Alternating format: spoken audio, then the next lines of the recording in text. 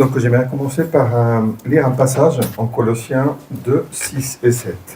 Donc le titre, aujourd'hui, ce que je veux partager, c'est « Être enraciné en Jésus ». Et ces passages nous le disent très bien.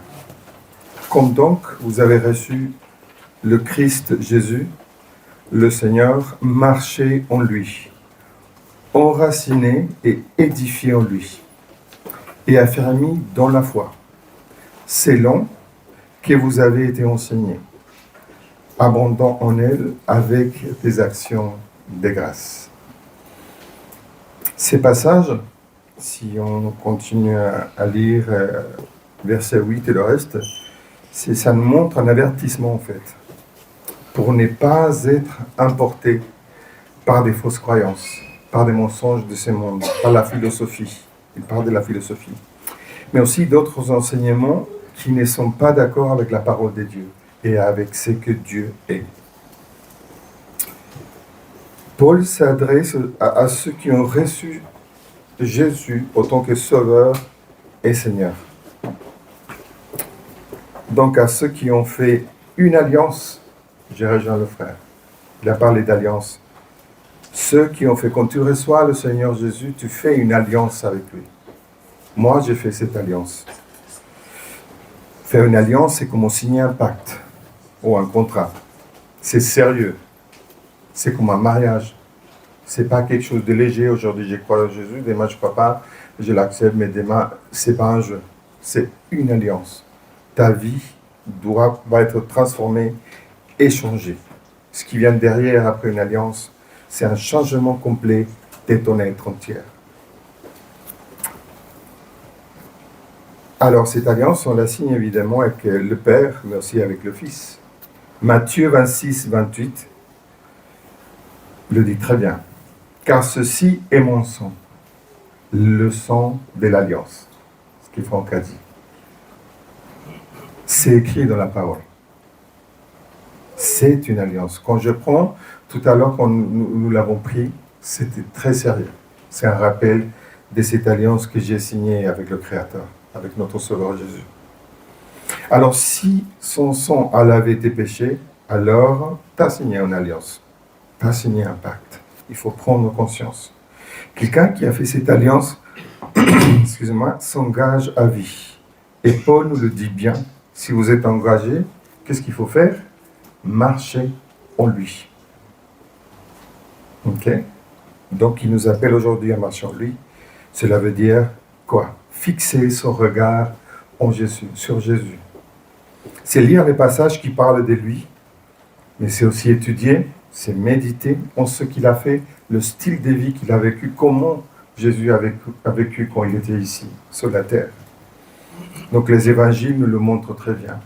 Et si vous n'aimez pas lire, vous regardez les Chosen, cette série télé qui parle de Jésus. Voilà pour ceux qui préfèrent le visuel. Il y a aussi des œuvres d'art anciennes qui parlent de Jésus. Il y a beaucoup de façons différentes. Des vraiment pondre, même fixer son regard en Jésus. Mais pourquoi fixer son regard? Pourquoi apprendre tout ça? C'est pour les mettre en pratique, pour copier, pour faire comme Jésus. Mais ainsi développer à la fin, une fois que nous avons fait ça, fixer les yeux sur Jésus, apprendre de lui, je vais appliquer ces principes, les principes des royaumes dans ma vie. Ma vie doit être changée. Parce que ce que nous avons reçu, il y a un problème à ce truc. Ce que nous avons reçu, c'est pas tout le temps, pas tous les êtres humains ont reçu une belle éducation chrétienne. Donc moi, je suis un exemple de quelqu'un qui n'est pas grandi avec l'évangile, donc j'ai dû changer complètement, 100% ma vie entière a dû être changée pour ressembler à celle de Jésus. Et le travail continue. Hein. Ça continue. Et c'est quoi le cœur à la fin du royaume de Dieu? C'est quoi? C'est aimer l'Éternel avec tout notre cœur, notre âme, notre pensée, notre force. Ça a été dit en Deutéronome il y a très longtemps. Mais aussi Jésus nous l'a rappelé. en sachant que cet amour n'est pas une simple émotion. Sujet pour un autre jour parce que je n'ai pas le temps aujourd'hui. Mais avant de pouvoir marcher en Jésus, je reviens à marcher en Jésus, suivre ses pas, être un disciple, il faut d'abord s'enraciner. Et c'est sur ça que je vais me concentrer aujourd'hui. Je vous montrerai tout à l'heure 3 petites images sympathiques. Dieu me parle avec des images. J'aime bien peindre et dessiner, donc voilà. Pour moi, c'est important. Donc, je vais juste lire 3 petits points là. Donc, le premier, c'est être enraciné en lui. On va rentrer dedans. Après, le deuxième, c'est être édifié. Le verset nous le dit. Être édifié, c'est là vous dire, cela parle de quoi? De construire. Construire le temple, bâtir le temple que nous sommes. Parce que la parole nous dit aussi que nous sommes, une fois que tu acceptes Jésus comme ton sauveur, qu'est-ce qu'il nous a laissé? Le Saint-Esprit. Il a dit, j'ai mon Père, mais je vous laisse le Saint-Esprit, je vous laisse d'abord un consolateur, l'Esprit de vérité, le Saint-Esprit. Donc nous sommes ces réservoirs. En fait, c'est très complexe.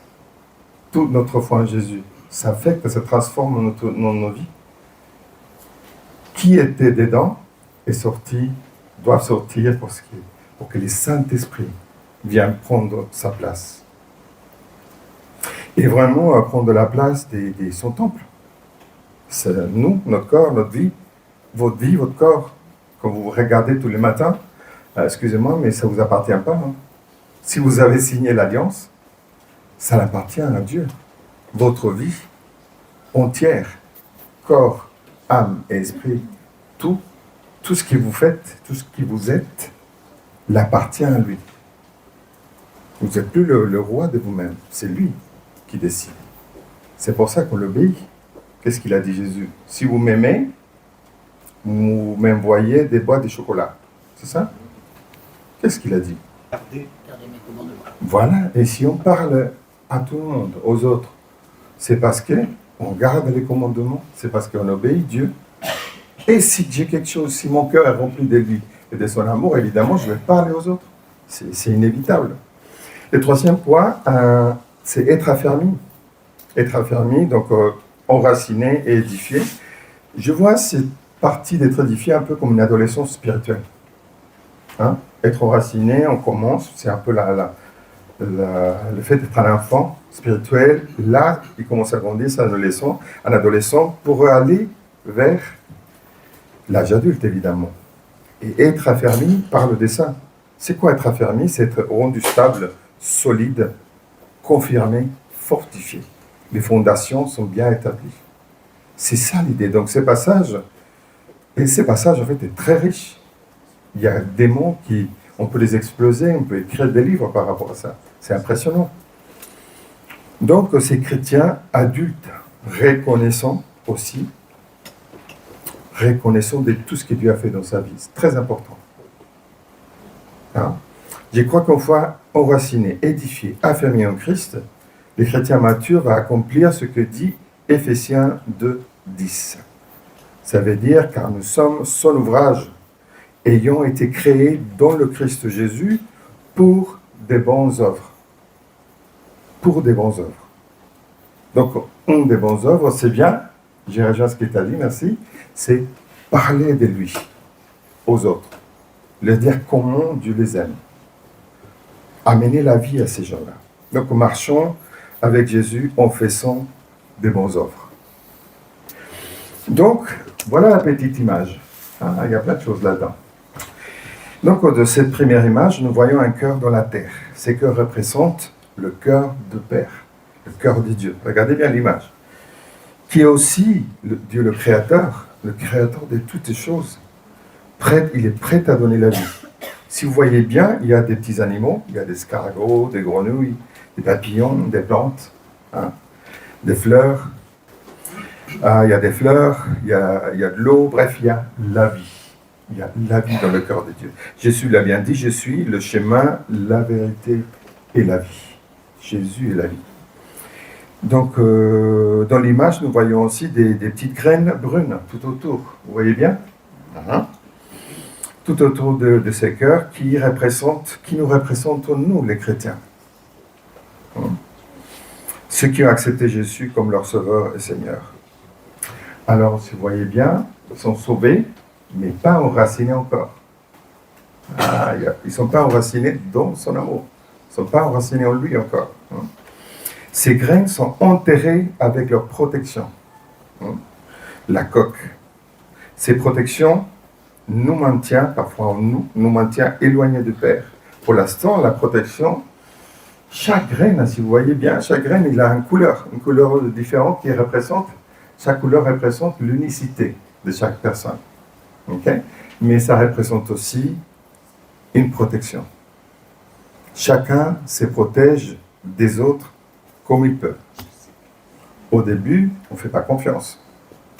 Au début, c'est compliqué. Et oui, enraciné en Jésus, mais ce n'est pas automatique. Pourquoi? Parce que Dieu ne nous force pas. Dieu ne vous oblige pas à faire quelque chose que vous n'êtes pas d'accord. Il faut une alliance. Rappelez-vous de l'alliance, c'est deux personnes. Il y a Jésus, il y a Dieu, il y a vous. Avec votre volonté, c'est vous qui décidez de vous enraciner. Il vous amène, il vous guide, mais c'est toi qui prends la décision. C'est toi qui décides quand tu le fais. Ok, très important. Donc ces graines non connectées et non enracinées en lui représentent différents types de chrétiens, voilà comme je l'ai dit, avec différents types de problèmes qui nous empêchent de rentrer dans une relation profonde avec lui. Il y a ceux qui cherchent la justice. Vous n'avez pas vu des gens, des chrétiens, même des chrétiens, qui cherchent la justice, c'est des justiciers, mais à cause de toutes les injustices qu'ils ont vécues. L'injustice non traitée va laisser des traces. Qu'est-ce qui laisse? Une injustice qui n'a pas été, si la personne n'a pas eu sa justice, quoi que la justice est là, quelqu'un doit payer, ça amène l'amertume. Si la personne croit que ce n'est pas juste ce qui est arrivé, quelqu'un doit payer, mais la personne qui m'a fait mal n'a pas encore payé. C'est pas juste. Alors il y a une petite racine d'amertume qui est dans nos cœurs, qui peut prendre racine. Et ça, mes amis, c'est pas bien. C'est le Seigneur. Pourquoi? Parce que c'est le Seigneur qui nous fait justice. Il est ta justice. C'est à lui de vous venger. Pas vous, pas moi.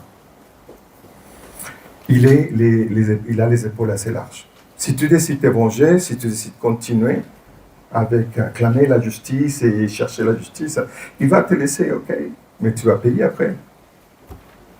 C'est pas bon. Si moi-même je fais la justice. Mais si tu le dis à lui, Seigneur, je te le donne, je te le laisse, c'est à toi. Lui, il va le faire. Il va te venger, il va te bénir, etc. D'autres graines représentent des chrétiens remplis de peur. Ils se posent des questions comme qu'est-ce qui va m'arriver si je commence à m'approcher trop, si je signe cette alliance, mais qu'est-ce qu'il va me demander? Il va me demander d'aller à, je sais pas, au Venezuela, mon Dieu, quelle horreur. Il va me demander d'aller en Colombie, oh non, attention, qu'est-ce qu'il va me faire faire? Il y a aussi la peur de perdre le contrôle. Si je les donne à lui, si je le laisse faire, je vais perdre le contrôle. Et si je contrôle ma vie, et je ne le laisse pas lui me guider, je vais rester éloigné de lui. Le désir de contrôler tout, ma vie, mais tout autour de moi, ça peut être dangereux aussi. On est appelé à aller vers lui, à ne pas avoir peur, à laisser entre ses mains notre vie. C'est par la foi que nous vivons, par la foi que nous sommes là aujourd'hui tous. D'autres graines sont en colère. Vous n'avez pas vu des chrétiens en colère? Il y en a, des chrétiens en colère. Pourquoi? Parce que la colère est devenue leur gardien. Une émotion peut devenir un protecteur. Un avocat. Et je prends la colère parce que c'est vrai qu'il l'utilise parfois pour se protéger des dangers. Si je me sens en danger, je me mets en colère. Et c'est un protecteur. Mais attention, on n'est pas appelé à réagir comme ça. À un moment, la colère, et moi je sais parce que j'avais ces problèmes à un moment. J'avais beaucoup de colère dans ma vie. Et les gens en colère, ah non, il est colérique. Aujourd'hui, on dit, ah, il est colérique, il est comme ça, c'est normal. Non, c'est pas normal. Je suis désolé, mais non. Si quelqu'un est toujours semi en colère, qu'est-ce qu'ils font les autres? Vous restez avec lui, vous les invitez. Ah, quel plaisir d'avoir. Il vient, c'est en colère, il vit, il crie, c'est un désastre, ah, mais il vient, ah, c'est un plaisir d'avoir. Non, on évite ces gens. Soyons clairs, on est humain. Et on le calme, quoi. On essaie de les calmer. C'est pas bien. Ça te détruit toi, ça détruit les relations avec les autres. Ça t'empêche de t'approcher de Dieu. Parce que Dieu est amour. Alors d'autres ont tellement souffert, là c'est la souffrance, ont tellement souffert qu'ils se sont séparés des émotions, de toutes les émotions. Ils ne ressentent rien du tout. Ils ont fait taire les émotions. Ils disent ça, non, je suis fatigué de souffrir. Et c'est ce que moi je fais à l'âge de 11 ans. Même un enfant peut faire ça. Moi je le fais, j'avais 11 ans. Jusqu'à l'âge de 11 ans, ma vie était tellement horrible. Je me rappelle, quelqu'un d'entre vous, vous étiez là quand j'ai donné mon témoignage. Mais vite fait, j'ai vécu mon enfance, c'était un enfer. Quand les gens me posaient la question, ah, qu'est-ce qui te rappelle de ton enfance? Rien. Je ne veux pas me rappeler de mon enfance. Et à 11 ans, j'ai dit, je suis fatigué de pleurer. Je me suis dit à moi-même, c'est bon, je ne vais pas passer ma vie à pleurer, je suis fatigué, je ne pleure plus. Et je suis arrêté de pleurer. Je ne pleurais plus. Pendant 3 ans, je n'ai pas pleuré. Mais je n'ai ressenti rien d'autre. Pourquoi? Parce que moi, j'ai dit à mes émotions, vous taisiez tous. Quand on parle à une émotion, on parle à tous. C'est des messagers, les émotions. S'il y a une douleur, s'il y a une colère là, c'est parce qu'il y a un problème. Il faut s'en occuper. Donc là, la douleur, je dis non, merci, c'est pas pour moi. Et pendant 3 ans, c'est horrible parce que tu sens plus rien, même la joie, tu sens plus la joie, l'amour, rien, tu es mort à l'intérieur. Vraiment, tu étais séparé de toi-même. Vous n'avez pas rencontré des gens comme ça, même des copains, des copines? Celui-là, il est intouchable, on les appelle les intouchables, rien ne leur touche. Ah, il est bien, il est comme ça, stable tout le long de leur vie. C'est pas normal, c'est pas humain. Nous avons des émotions données par le Père Céleste. Nous avons aussi des sentiments. Mais ça, c'est un sujet pour un autre jour. J'en ai plein de sujets à vous partager. Mais bon, on continue parce que sinon, à 45, je ne vais pas finir. Alors, on était où? On était au gardien et la souffrance. Mais heureusement, oui, pour finir la petite histoire, c'est quand je voulais l'arracher. Et la petite histoire, c'est qu'à l'âge de 14 ans, Jésus m'a rencontré. Je ne l'ai pas rencontré lui, lui il m'a rencontré moi. Donc j'ai accepté Jésus à l'âge de 14 ans. Et là, les émotions sont revenues. Là, je lui ai donné mon cœur, et là, j'ai commencé à ressentir. Et tout, parce que c'est un packaging, hein, ça vient avec, hein, un package entier, c'est quand j'ai signé l'alliance, il y a tout qui vient avec. Mais c'est magnifique, parce que ça nous amène à la vie éternelle, à l'amour, à Christ. C'est génial. En fait, le chrétien est tout d'abord, comme ces petits grains-là, accepter Jésus, mais au début de notre foi, il y a tous ces gardiens, tous ces protecteurs. Et ce n'est pas forcément Dieu lui-même. Le fait que j'ai donné ma vie à Jésus, que je crois en Dieu, ça ne veut pas dire qu'il est mon protecteur, qu'il est mon gardien. Ça prend du temps. C'est un processus. Oui, toutes les choses sont nouvelles en Christ, spirituellement parlant, mais après, on a un corps. Nous sommes humains. Et ces parties-là, ça prend du temps. Okay? Donc, ce n'est pas aussi facile que ça. Il y a aussi la tristesse. La tristesse peut devenir un protecteur. Et celui-là, il est terrible parce que si quelqu'un est triste, on va aller vers eux, on va aller plutôt accepter ça que quelqu'un qui est en colère. Mais à la base, c'est le même problème. Ces gens utilisent la tristesse pour se protéger. Il y a des gens qui vivent dans le deuil perpétuel. Ils ne veulent pas lâcher leur douleur. Car cela voudrait dire qu'ils ne sont pas intéressés par l'objet ou la personne qu'ils ont perdue. Là, c'est très compliqué. Donc les gens qui ont perdu quelqu'un ou quelque chose de très important qui tenait beaucoup, la perte, ils ne veulent pas lâcher. Ils reparlent encore. Vous n'avez pas vu des gens qui reparlent encore, et encore, et encore de la même histoire. De ceux qu'ils ont perdus, ou quelqu'un qui est parti, ou quelqu'un qui les a abandonnés. C'est des gens qui n'ont pas lâché, qui n'ont pas pardonné, qui n'ont pas fait un deuil sain, qui vont les aider à aller de l'avant et aller vers Dieu. Parce que tant que tu restes dans ton deuil ou dans ta souffrance, tu regardes à l'intérieur tes émotions, ton cœur. Tu ne regardes pas à l'extérieur. Et l'alliance avec l'Éternel, c'est je regarde à lui, je regarde la parole, je regarde vers l'extérieur, pas à l'intérieur tout le temps. D'accord? Donc, ils ont peur aussi, si je pardonne, si j'oublie, si je fais le deuil, je vais perdre cette personne. Ils se sentent mal. Ces gens se sentent un peu coupables, un peu très coupables même parfois. D'avoir dit oh, je les ai oubliés un peu. Mais non, il faut faire le deuil. Dieu est un Dieu d'amour, il nous appelle à aimer. Je ne peux pas vivre dans la douleur et l'amour en même temps. C'est un peu compliqué. Il faut les donner à lui. On les donne ses douleurs, ses souffrances, sa colère pour qu'il vienne et nous donne le contraire. Alors il y a d'autres graines qui sont dans la performance. Ces chrétiens trouvent leur valeur dans l'activité, le travail, même le travail pour le Seigneur. Ils ne s'arrêtent jamais. C'est les petites fourmis. Ces gens ont un problème d'auto-estime. Ils ont des mal à s'aimer soi-même. En fait, ces gens, ils croient que les autres ne peuvent pas l'aimer, ils ne vont pas l'aimer pour qui lui ou elle est, pour la personne. Mais c'est ce qu'ils font qui les donnent leur valeur.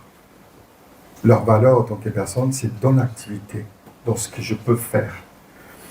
Et je suis désolé, mais non. Tu as été créé à l'image de l'Éternel. Tu es magnifique. Tu es aimable. Tu mérites d'être aimé. Chacun d'entre nous ici. Vous méritez d'être aimé par qui vous êtes. Et pas par ce que vous faites. Oui, c'est génial. On est appelé à bénir. On est appelé à servir. On est appelé à aimer. Mais vous méritez rien le fait d'avoir été créé par Dieu lui-même. Vous êtes l'image de l'Éternel. Vous méritez d'être aimé. Point. Donc, pas les soins de se tuer à la tâche. Ils croient que leur travail, leurs efforts les donnent de la valeur. Voilà ce que j'ai dit. Alors, ces gens, ils ont du mal à s'enraciner dans l'amour. Donne-moi quelque chose à faire et je le fais. Après, je me sens bien parce que, regarde ce que je fais, c'est bon. Ils se sont bien satisfaits. Ça, c'est un problème qui est souvent chez les mecs, chez les hommes. Mes frères, on le sait très bien. Attention avec celui-là. Alors, il y a un autre groupe très intéressant, ceux qui ont grandi dans l'Église, qui ont été amenés par leur famille, leurs amis, etc. Dans ces groupes, je vois un peu trois catégories.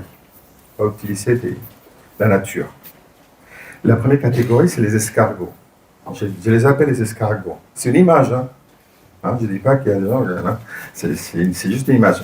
Ils viennent à l'église, mais ces histoires ne l'intéressent pas du tout. Et ils restent dans leur carapace, un peu comme la tortue, je pourrais dire aussi. Mais une fois qu'ils ont grandi, bye bye. Une fois qu'ils sont grands et indépendants, ils partent. Ils quittent tout, même Dieu. Ça, c'est les escargots. Pourquoi? Parce qu'ils sont en libre arbitre. Nous avons tous un libre arbitre. Je ne décide pas de signer l'alliance. Je ne décide pas d'aller en profondeur. C'est un choix. Et après, il y a la deuxième catégorie, c'est les aigles. Pourquoi les aigles?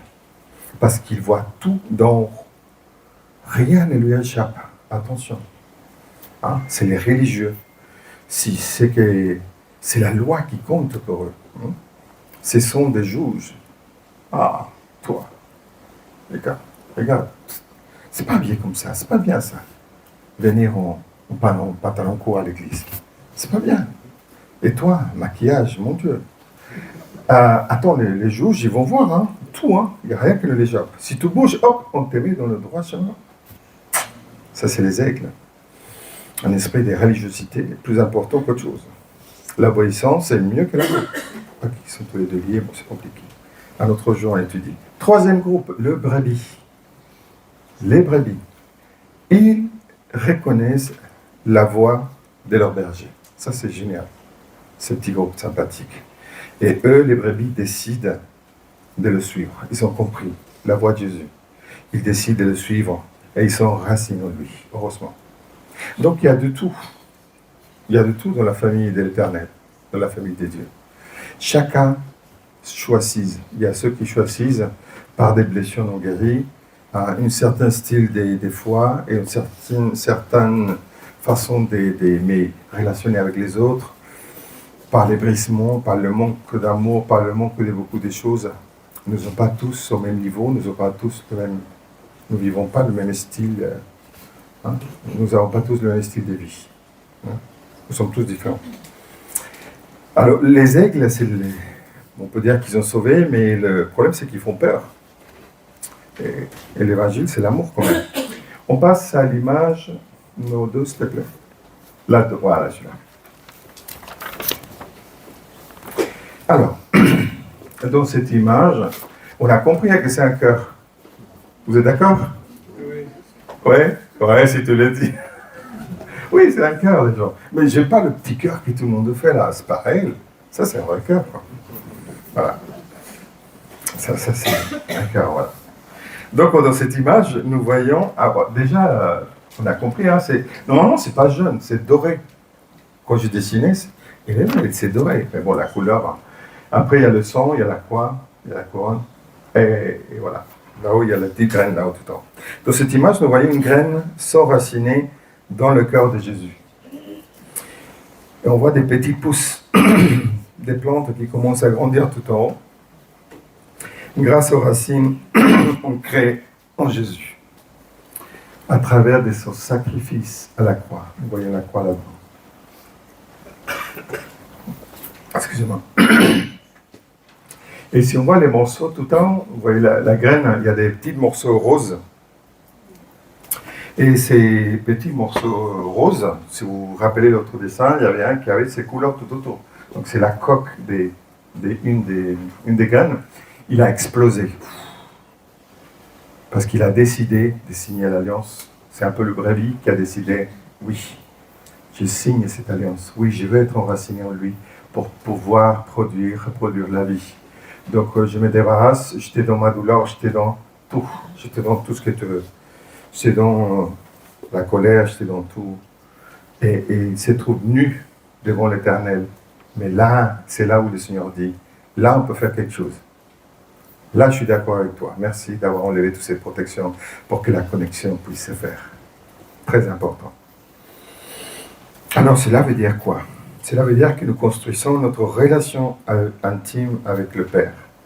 Nous trouvons notre vraie identité en lui, en sa parole. Le Seigneur nous change la façon de réfléchir, le renouvellement de la pensée, Romains 12, je crois. Les principes du royaume des dieux deviennent la base de notre foi. En lui, nos blessures sont guéries. Et il nous donne du repos. Et il nous donne la paix. Nous n'avons pas besoin de nous tuer à la tâche pour montrer notre valeur. Très important.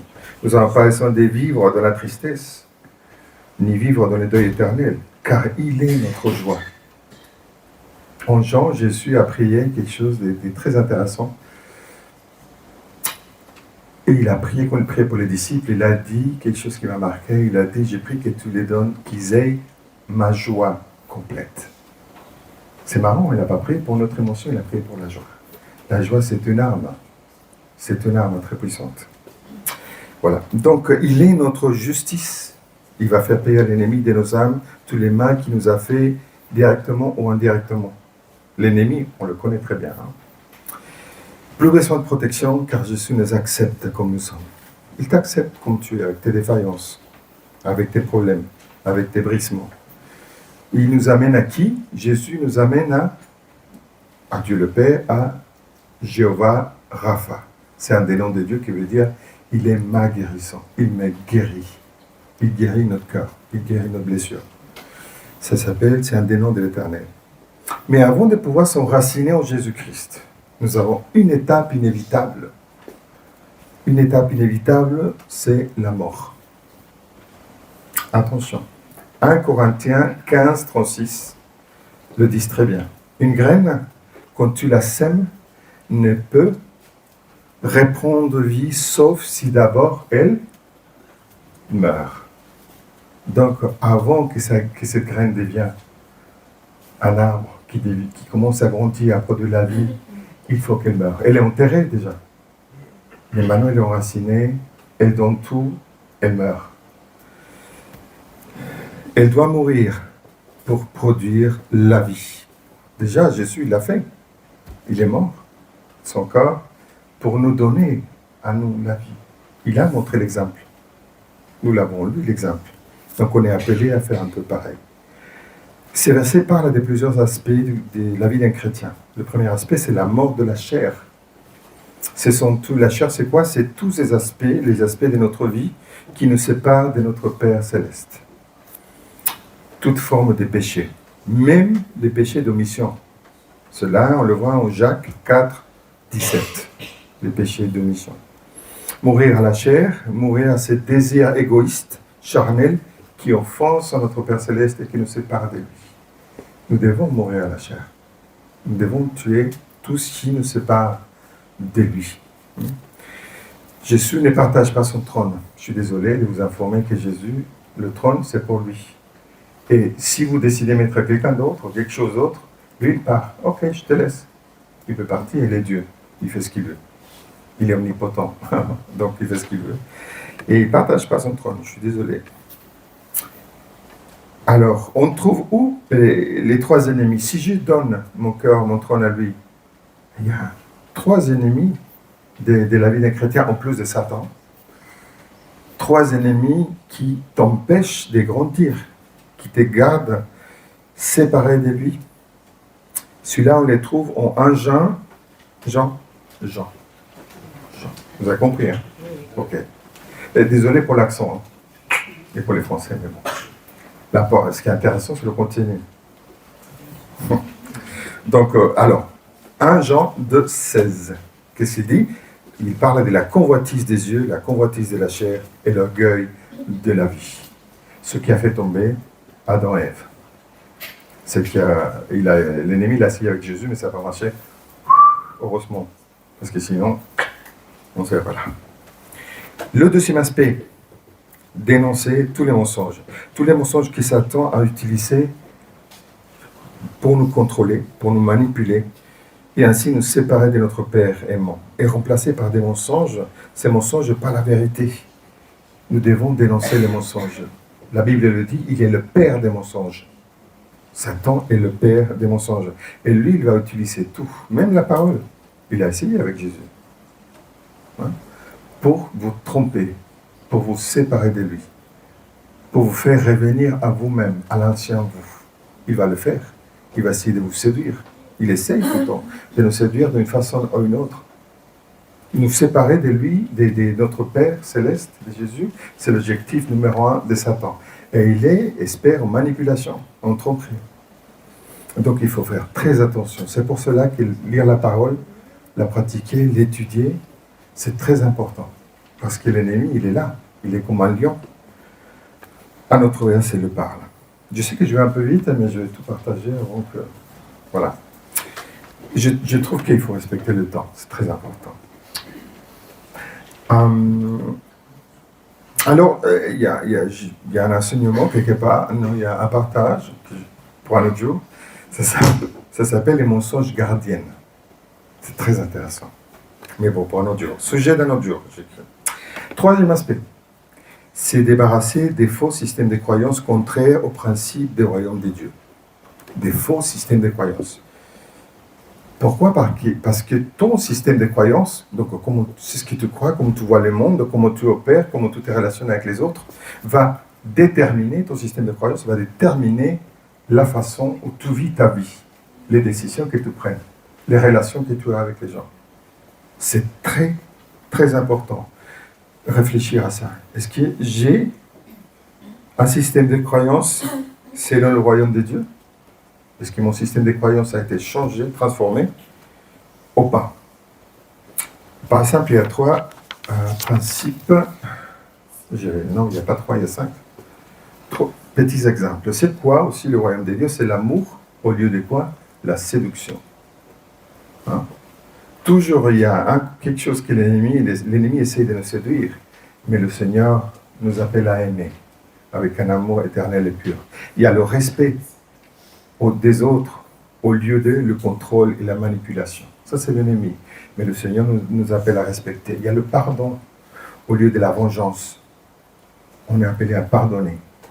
On est appelé à respecter, à aimer. Il y a la foi au lieu de l'incrédulité. La foi en Dieu, la foi en Jésus, la foi en sa parole. La confiance au lieu de la peur. Si j'ai peur, si ma vie est remplie de peur, comment je m'approche à Dieu? Ça fait peur quand même, Dieu.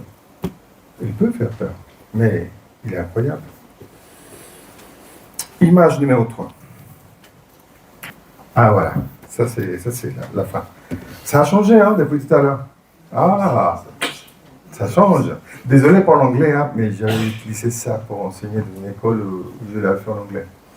Voilà, mais en principe, les versets sont Colossiens 2,7, Éphésiens 3,17 et Psaume 1 à 3, au cas où si vous voulez venir à ça. Alors ici, nous voyons le fils ou la fille de l'Éternel, la petite graine là, qui a pris son identité bien en lui. Il est bien enraciné. Il n'y a plus de protection parce que c'est Jésus la protection, car c'est l'amour de Père qui entoure ces petites graines. Ces petites graines, une fois qu'elles ont été édifiées et affermies et enracinées, qu'on le voit bien,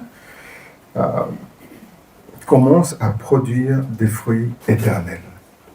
Vous voyez un peu les branches qui montent vers là-haut.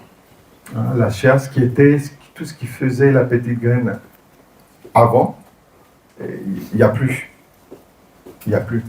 Tout est parti. Et maintenant, c'est une nouvelle créature. Cet arbre. Et plus avant, c'était une graine. Maintenant, c'est des branches qui vont faire un joli arbre après. Et tous ces fleurs, tous ces cœurs, tous ces petits cœurs, petites fleurs, ça représente les fruits de l'esprit dans la vie d'un chrétien. On le trouve en Galates 5, 22, donc l'amour, la joie, la paix, la foi, la bonté, la douceur, bienveillance et la maîtrise des soi. C'est comme ça qu'on connaît quelqu'un qui est enraciné en Jésus. Vous voulez savoir si une personne est enracinée en Jésus ou pas? Vous regardez Galates 5, 22. Et c'est comme un thermomètre. Est-ce que dans cette personne, il y a l'amour? Est-ce que dans cette personne, il y a la joie? Est-ce que dans cette personne, il y a la paix? Il y a la foi, il y a la bonté, il y a la douceur, il y a la bienveillance, il y a la maîtrise des soi. Ça, c'est les aspects qui déterminent vraiment si la personne a été enracinée ou pas. C'est facile. Et pas une fois ou deux, mais les styles de vie, si la personne donne ses fruits. Mais je comprends que pour développer tous, c'est un cheminement. Parfois, ça prend tout le long de la vie, parce que nous sommes des êtres humains, parce que c'est difficile. Chacun à sa vitesse. Plus les blessures et les problèmes dans le passé sont profonds, plus ça va prendre du temps pour guérir et pour devenir cet arbre qui va rendre gloire à Dieu. Donc un fils ou une fille de Dieu, édifié, affirmé en lui, est quelqu'un qui l'ennemi aura du mal à tromper. Quand on est solide, essayer d'arracher une petite branche, ça va, mais un arbre, comment ça s'appelle cet arbre qui est... Ça vient en espagnol, ça vient en anglais, mais ça n'est pas en français. Un oak tree. Merci. Une chêne. Essayez d'arracher une chêne. Ah, ça... Un chêne ou une chêne? Merci. Je savais que c'était... Chaque fois, c'est pareil. Ah, Dieu béni le français. Alors, français, j'espère qu'on va pas... Excusez-moi, je vous aime. Mais j'espère qu'on va pas parler français aussi. Parce qu'il y a le devoir de travailler.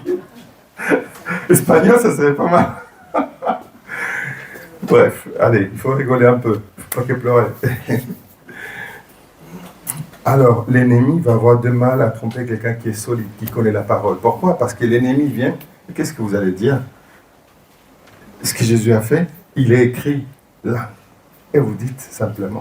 C'est pour ça qu'il faut connaître sa parole. Parce qu'au moment de la tentation, au moment que l'ennemi vienne nous faire du mal, on peut sortir la parole. C'est notre épée. C'est notre épée. Le Saint-Esprit nous donne, si vous voyez bien là-haut, tout en haut, c'est écrit The Holy Spirit. Bon, pour ceux qui ne connaissent pas, c'est le Saint-Esprit. Et donc l'image, voilà, la symbolique, c'est nous avons besoin de sa lumière.